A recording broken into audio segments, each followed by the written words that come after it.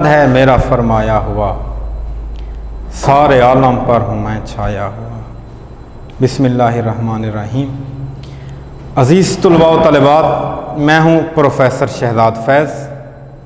آج ہم سال اول کی پہلی غزل کے ساتھ حاضر ہیں، جس کے شاعر ہیں خدائے سخن میر تقی میر۔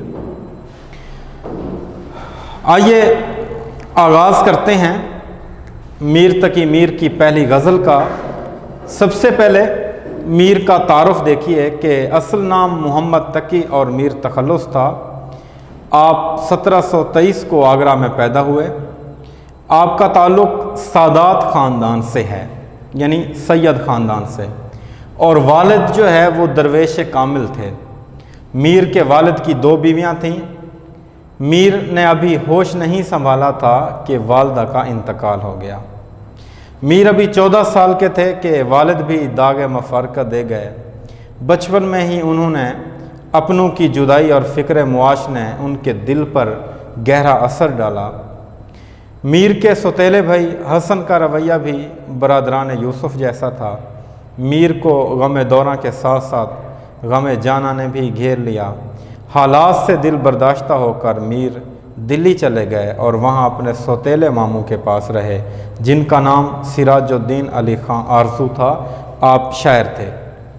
وہاں کچھ عرصہ حالات سازگار رہے، مگر سوتیلا بھائی دونوں کے درمیان نفرت کا باعث بنا اور میر کو آرزو کا گھر بھی چھوڑنا پڑا۔ میر نے زندگی میں بے شمار نشیب و فراز دیکھے، در در کی ٹھوکریں بھی کھائیں۔ میر کے زمانے میں دلی کی حالت بھی میر جیسی تھی۔ دلی پر بار بار حملے کیے گئے اور بالآخر میر کو بھی وہاں سے ہجرت کر کے لکھنؤ میں قیام پذیر ہونا پڑا۔ تو یہ میر کے بارے میں چند پوائنٹ میں نے ابھی پڑھے ہیں کہ میر کے والد ایک درویش صفت انسان تھے، جو کہ عشق حقیقی میں مبتلا تھے، اور وہ اکثر میر کو بھی یہ کہا کرتے تھے کہ اے بیٹے عشق اختیار کر۔ لیکن اس وقت میر چونکہ ناسمجھ تھے، میر نے عشق اختیار تو کیا، لیکن وہ عشق حقیقی نہیں، عشق مجازی تھا۔ یہ نام آج بھی پردے میں ہے کہ کس حسن کا جادو میر پر پڑا، لیکن اتنا ضرور ہے کہ میر کے دل میں محبت پیدا ہوئی، اور یہ محبت دونوں طرف پیدا ہوئی، اور اس قدر بڑھی کہ بات رسوائی اور بدنامی تک آ پھیلی۔ اس لیے تو میر بھی کہتے ہیں کہ پھرتا ہے میر خوار کوئی پوچھتا نہیں، عشق میں عزت سادات بھی گئی۔ تو کہنے کا مطلب یہ ہے کہ میر کو ایک تو غم جاناں نے گھیرا، اور اس کے ساتھ ساتھ اگر غم دوراں کی بات کریں تو میر کے والد کی وفات کے بعد جو اس کے سوتیلے بھائی تھے، وہ بھی جو ہے یوں سمجھ لیں کہ میر کے ساتھ انہوں نے اچھا سلوک نہیں کیا، بلکہ کہا جاتا ہے کہ انہوں نے میر کی جائیداد پر بھی قبضہ کر لیا۔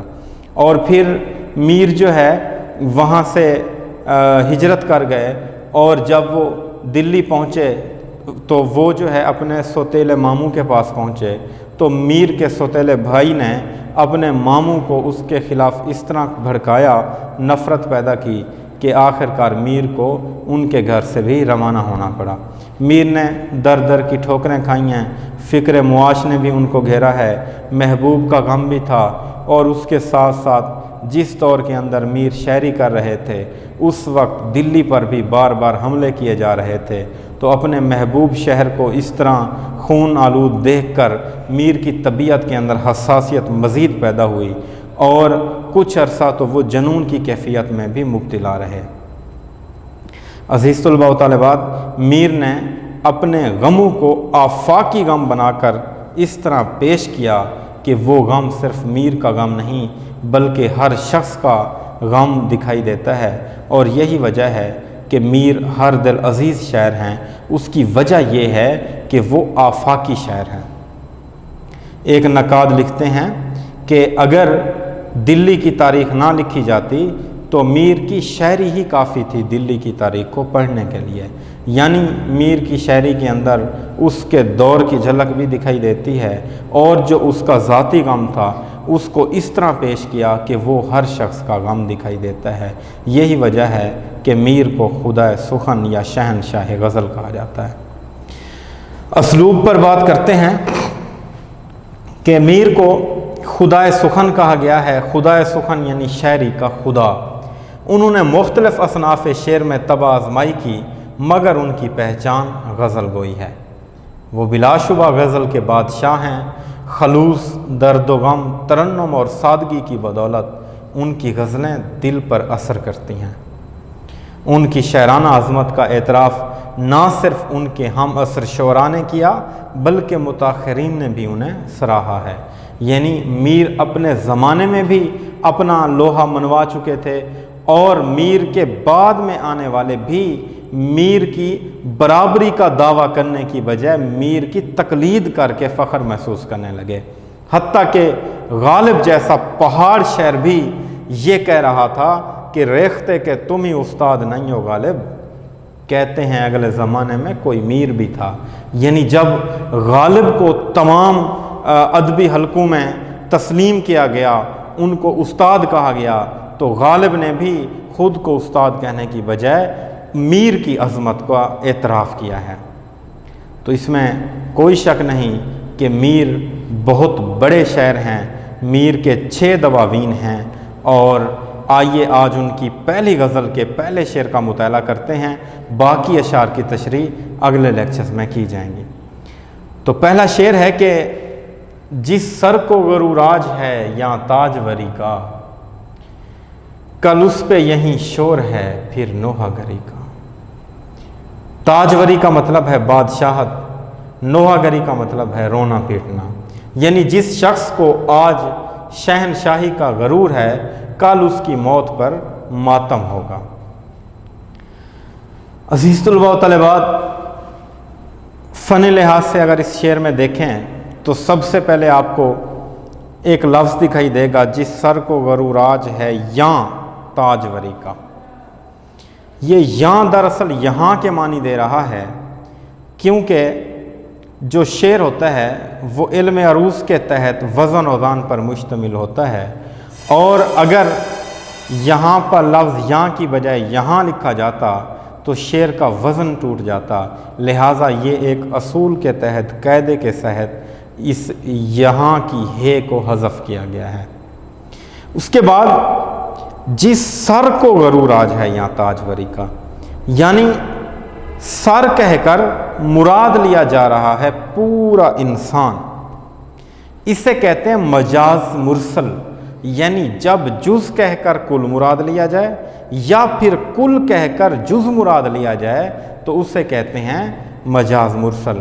مجاز مرسل پر میں ایک اور بھی جو ہے پورا لیکچر دوں گا تاکہ یہ آپ کو اچھی طرح سے سمجھ آ جائے۔ مختصر میں نے آپ کو یہی بتایا ہے کہ جب جز کہہ کر کل یا کل کہہ کر جز مراد لیا جائے تو وہ بھی مجاز مرسل ہوتا ہے۔ اس کے بعد اس شعر کے اندر آپ کو صنعت تضاد دکھائی دے رہی ہے کہ جس سر کو غروراج ہے یا تاجوری کا، کل اس پہ یہی شور ہے پھر نوحہ گری کا۔ آج اور کل ایک دوسرے کے متضاد الفاظ ہیں، تو جب کسی شعر یا جملے کے اندر 2 متضاد الفاظ استعمال ہوں تو انہیں ہم صنعت تضاد کہتے ہیں۔ اس کے بعد بات کرتے ہیں اس شعر کے فکری پہلو کی طرف، تو اس میں ایک آفاقی صداقت پائی جاتی ہے۔ یہ شعر آفاقی ہے۔ آفاقی شعر وہ ہوتا ہے جو ہر زمانے میں ہر دور کے لیے ہو۔ تو اس شعر کے اندر دیکھیں کہ جس سر کو، یعنی جس شخص کو آج اپنی بادشاہت پر غرور ہے، گھمنڈ ہے، تکبر ہے، جو بربریت کا شکار ہے، تو وہ یہ جان لے کہ کل اس کی میت پر ماتم ہوگا، گریہ ازاری ہوگی۔ تو عزیز طلباء و طالبات، بہت سارے لوگ اس دنیا کے اندر جب کسی مقام و مرتبے پر فائز ہوتے ہیں تو وہ یہ سمجھتے ہیں کہ ہم نے دنیا فتح کر لی ہے، اب ہم ایک مقام و مرتبے تک پہنچ گئے ہیں، تو لہٰذا ان کے اندر فرعونیت پیدا ہو جاتی ہے، بربریت کا شکار ہو جاتے ہیں۔ وہ اس حد تک گھمنڈ میں چلے جاتے ہیں کہ وہ انسان کو انسان نہیں سمجھتے، وہ اپنے سے جڑے لوگوں کے ساتھ ناروا سلوک کرتے ہیں، اور حتیٰ کہ وہ اپنے عہدے کے نشے میں ایسے مست ہو جاتے ہیں کہ ان کو اس چیز کا احساس ہی نہیں ہوتا کہ وہ کتنے لوگوں کے ساتھ غلط کر رہے ہیں، کتنے لوگوں کے ساتھ ظلم کر رہے ہیں۔ لیکن ایک بات یاد رکھیں کہ جتنا بڑا بھی عہدہ ہو، مقام و مرتبہ ہو، وہ دائمی نہیں ہے، وہ عارضی ہے، کیونکہ جو دائمی مالک ہے وہ اللہ تعالیٰ کی ذات ہے۔ انسان کو جو عہدے ملتے ہیں وہ اس دنیا کے اندر عارضی ہوتے ہیں۔ اب دیکھیں کہ اس دنیا کے اندر جو بھی عہدہ ہے، مقام و مرتبہ ہے، یا اگر کسی کے پاس مال و دولت ہے، جائیداد ہے، جاگیر ہے، وہ کسی ایک کے پاس ہمیشہ نہیں رہتی، بلکہ مال و دولت، جائیداد، یا ہم زمین کی بات کریں تو یہ تو ہر 30-40 سال بعد اپنا مالک تبدیل کرتی ہے۔ آپ جس جگہ پر موجود ہیں اس وقت، آپ دیکھیں کہ یہ کس کی ملکیت ہے، اور پھر دیکھیں کہ کیا آج سے 30-40 سال پہلے یہ اسی کی ملکیت تھی، اور پھر اس سے 30-40 سال پہلے یہ اسی کی ملکیت تھی؟ بالکل نہیں۔ یہ زمین کا ٹکڑا تو روز اول سے موجود ہے، لیکن ہر 30-40 سال بعد اس کا مالک تبدیل ہو رہا ہے۔ جس کا مالک ہر 30-40 سال بعد تبدیل ہو رہا ہے تو اس کا مطلب وہ مالک نہیں ہے۔ مالک تو وہ ہے نا جو پہلے دن سے ہو اور آخری دن تک رہے، جو قیامت تک رہے، تو وہ مالک صرف اور صرف اللہ تعالیٰ کی ذات ہے۔ تو انسان کو جو عہدے، جو مقام و مرتبے ملتے ہیں وہ عارضی ہوتے ہیں۔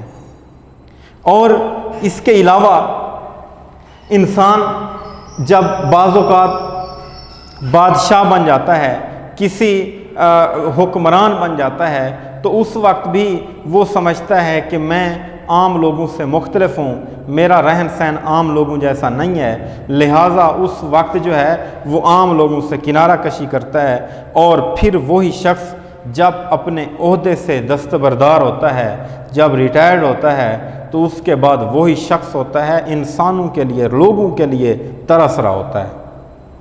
ایک بات یاد رکھیں کہ بادشاہ وہ نہیں جو کسی خطہ پر، کسی ملک پر حکومت کرتا ہے، بلکہ بادشاہ وہ ہے جو دلوں پر حکومت کرتا ہے۔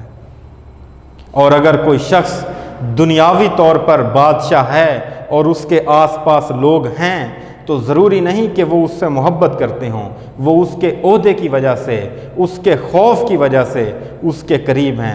جیسے ہی اس کے عہدہ ختم ہوتا ہے، وہی لوگ ہوتے ہیں وہ اس سے سلام کرنا بھی گوارا نہیں کرتے۔ تو لہٰذا جب بھی کوئی مقام و مرتبہ ملے تو انسان کو عاجز ہو جانا چاہیے۔